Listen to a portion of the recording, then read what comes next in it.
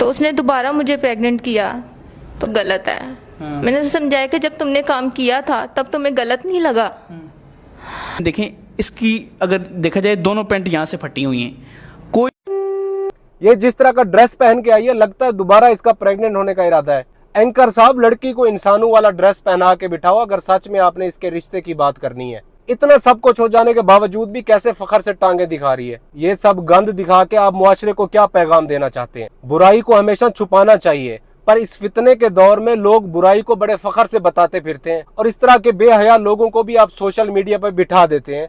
शरीफ लोगों के बच्चे बच्चियां भी इसको देख रहे होते हैं, पर आपको क्या है? आपको तो पैसे आते हैं, मुआशरा जाए भाड़ में। ये लड़की अंधी थी जो बार बार धोखा खाती रही है। पता नहीं ये बेगैरती हर दूसरे दिन हमारे मुल्क में ही क्यों होती है। ऐसी औरतों और ऐसे एंकर्स को मुल्क के बाहर इंपोर्ट करना चाहिए। ऐसे लोग इस्लामिक कंट्री में रहने के काबिल नहीं है। मैं एक बात बार बार कहता हूँ, जब लड़की बगैर पर्दे के अपने घर से बाहर निकलती है तो उसके लिए गैर महरम के दिल में कैसे कैसे गंदे ख्याल आते हैं। अगर लड़की को यह पता चल जाए तो वो घर से बाहर भी ना निकले।